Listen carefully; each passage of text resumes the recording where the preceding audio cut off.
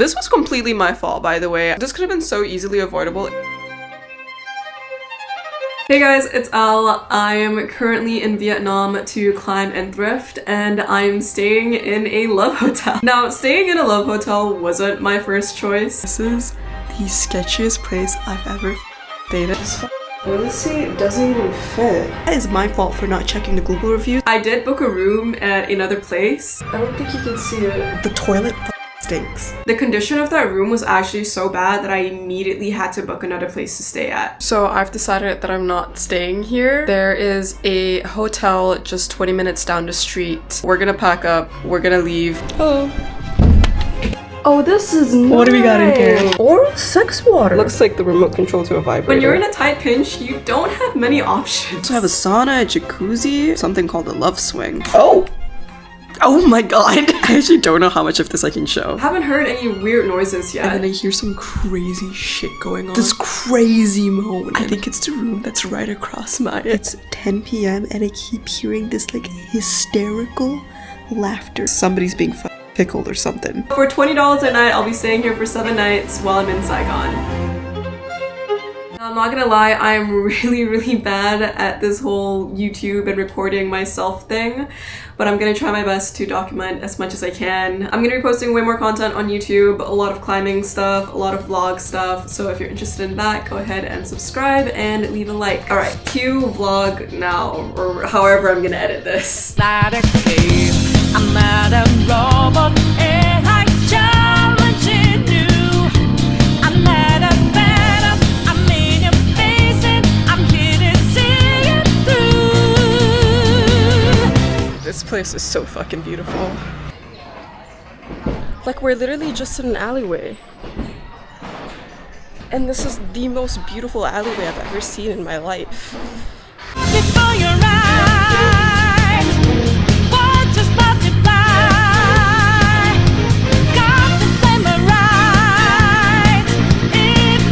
I don't know if I can pull this aesthetic off.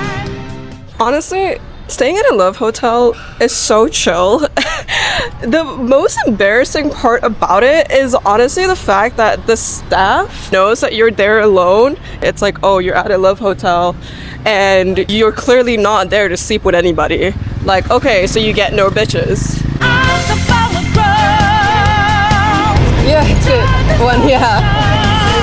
It's so good.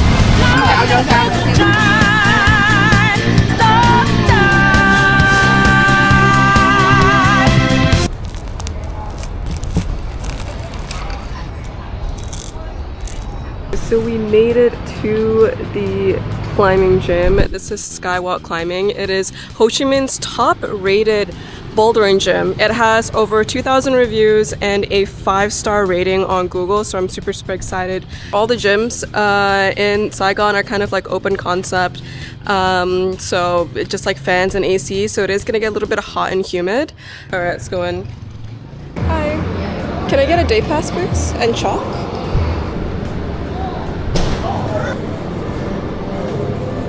Actually, sorry, water and Monster. Is it white Monster? Yeah. This is actually the first place I've seen that sells a white Monster, which is freaking awesome. Take a look. Seems like there's a good amount of climbs, good amount of space. Okay, this is future Elle doing a voiceover. It has honestly probably at this point been like a month since I've gotten these clips and I'm finally editing this video, but I just wanted to talk about the gym and all of the climbs. So this gym has a V-grade system, which is really nice, and guys, I'm not gonna lie, this is probably one of the most fun I've ever had in a climbing gym before. The setting was so nice and so fun. There were so many moves that was a good mix of coordination, technical, and strength moves. I ended up spending like maybe a total of 4+ hours at this gym. I think it's been a very long time since I've enjoyed climbing alone and just really enjoying the sets and enjoying the climbs. So this was such a nice surprise and such an amazing gym to visit. And if you're ever in Saigon, I highly recommend that you guys check this gym out. So I want to tell you guys a little story about an interaction that I had at this gym that really pissed me off. Climbing on the 2nd floor, minding my own business,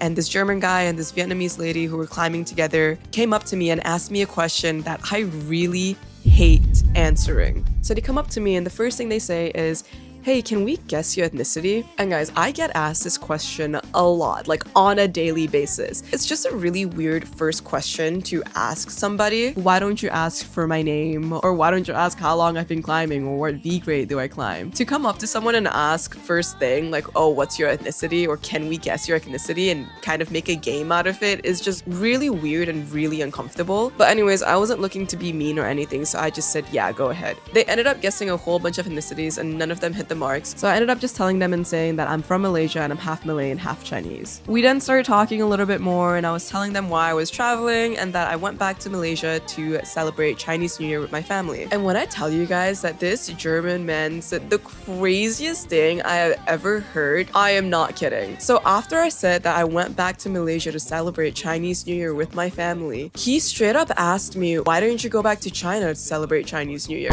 I was gagged. I was so gagged because I was like, because my family's in Malaysia and I'm Malaysian. He then starts going off about how all of his like co-workers who are Chinese, like, oh, they went back to China to celebrate Chinese New Year. So he was just really confused as to why I went back to Malaysia. And I was explaining to him, I was like, you know, like Chinese people exist outside of China, right?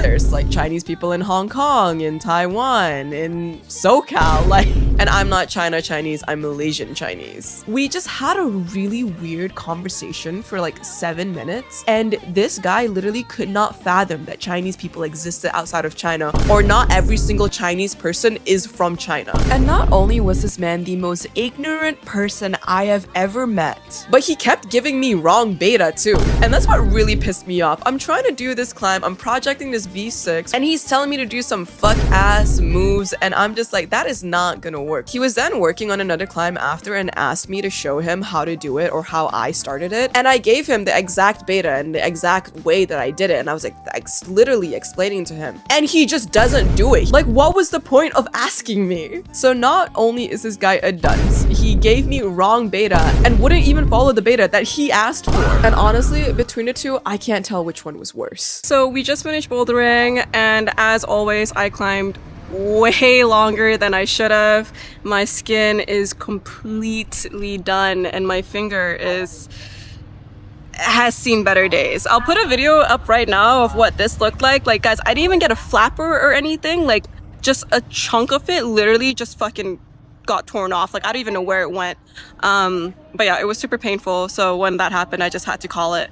But I was really enjoying myself. I was really enjoying the climbs and the sets that they have here. And it's also my last day in Saigon, so I really wanted to climb as much as I could. I'm probably gonna end the vlog here. So if you guys have made it this far, thank you so much for watching, and I really hope that you enjoyed this video. I will be posting more content. I'll be posting a lot more climbing videos, a lot more vlogs. So if you're interested, please go ahead and leave a like and subscribe, and I'll see you guys in the next video. All right, love you guys.